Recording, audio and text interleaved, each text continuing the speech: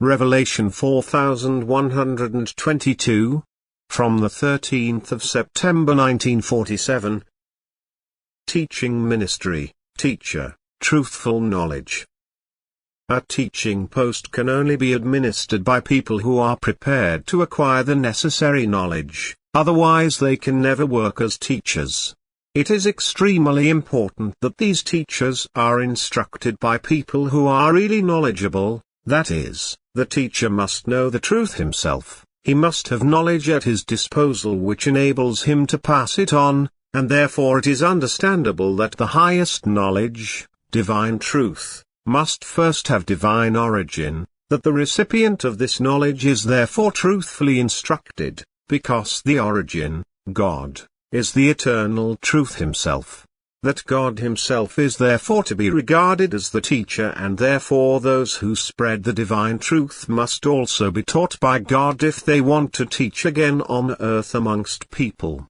He will also always choose the people himself who are active on his behalf and spread the gospel throughout the world, and he will know how to prevent his disciples from receiving wrong knowledge or the pure truth from being presented to them in an incomprehensible way. Furthermore, he will also protect the teachers chosen by him from erroneous thinking or erroneous whisperings of bad forces, but conversely, he will also instruct the beings of light, that is knowing forces, to spiritually influence the people who are to preside over the teaching ministry one day. And these beings of light can again only distribute the pure truth from God because they only fulfill God's will and, as beings of light, constantly receive knowledge and can utilize it.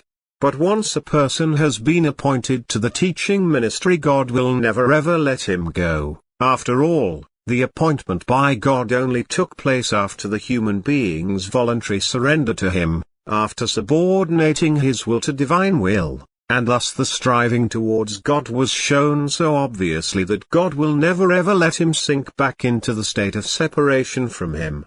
He seizes the voluntarily returning to him and now takes it into his constant care as his own. And he entrusts it with a task: to work for him on earth and to be active in spreading the divine truth. So the first thing he does is to instruct the human being according to his task. He trains him as a teacher. He gives him the knowledge which he should then pass on to his fellow human beings so that they will become free from error and acquire the pure truth from God. But anyone who is taught by God must inevitably also be recognized as a teacher, even though he lacks worldly studies and has never been taught by people. The right knowledge must come from God himself. But it can be passed on and then conveyed to fellow human beings, who can certainly also deform the pure truth if their will strives for such. God does not prevent this, but he will always convey the pure truth directly to earth again, and this in an obvious way as soon as a person is willing to let himself be instructed by him. For his will is always and constantly that the truth shall be spread, and thus he chooses his servants on earth who shall spread the gospel throughout the world. Amen.